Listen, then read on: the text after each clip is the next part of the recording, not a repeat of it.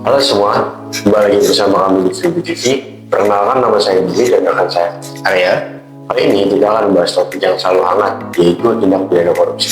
Pak Arya, sebenarnya apa itu korupsi? Korupsi secara sederhana adalah penyalahgunaan kekuasaan atau jabatan untuk keuntungan pribadi maupun orang lain yang merugikan keuangan atau perekonomian negara. Jadi, bukan sekedar soal uang, tapi juga merusak sistem dan kepercayaan publik. Kalau begitu, kenapa korupsi masih marak di Indonesia meski sudah ada hukum dan lembaga penegak?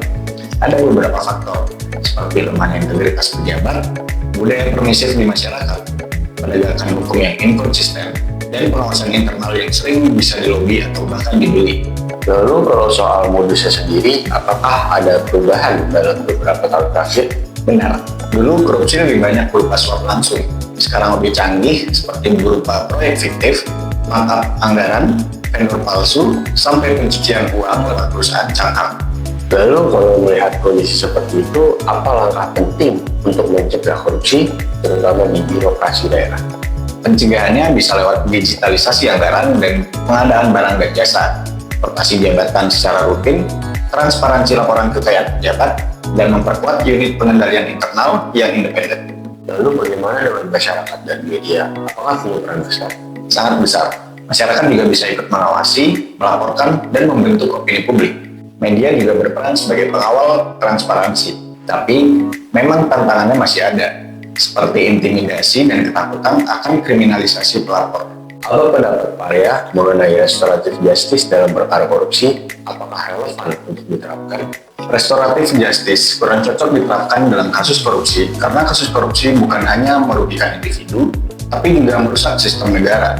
Fokus pada deterrence, bukan rekonsiliasi. Kalau kita bicara soal penindakan, apa tantangan terbesar lembaga seperti KPK atau Kejaksaan?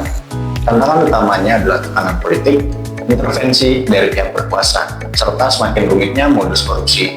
Selain itu, keterbatasan sumber daya manusia di bidang forensik, aset, dan keuangan digital juga menjadi hambatan. Terakhir Pak, seperti apa sanksi hukum bagi pelaku korupsi? Dalam Undang-Undang Tipikor, sanksi bervariasi tergantung perbuatannya. Misalnya, Pasal 5, penjara 1-5 tahun dan atau denda 50-250 juta.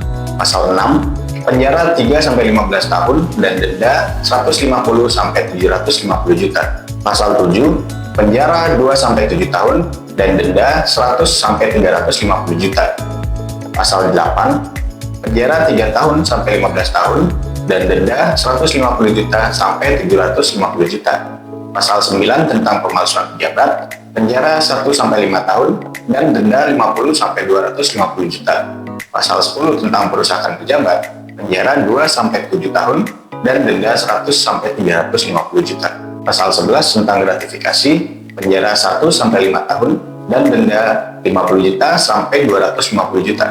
Oh, berarti jelas ya kalau korupsi itu bukan sekedar kejahatan biasa, tapi kejahatan luar biasa yang perlu penanganan serius. Betul, kalau kita ingin Indonesia maju, korupsi harus diperangi bersama, bukan hanya oleh aparat hukum, tapi juga seluruh masyarakat Indonesia. Baik pemirsa, itulah tadi diskusi kita mengenai tindak pidana korupsi. Semoga menambah pemahaman dan jadi pengingat untuk kita menolak korupsi di sekitar kita. Jika ingin berkonsultasi masalah hukum, bisa menghubungi kami di www.freebirohukum.com atau di www.konsultasihukum.co.id. Sekian, terima kasih.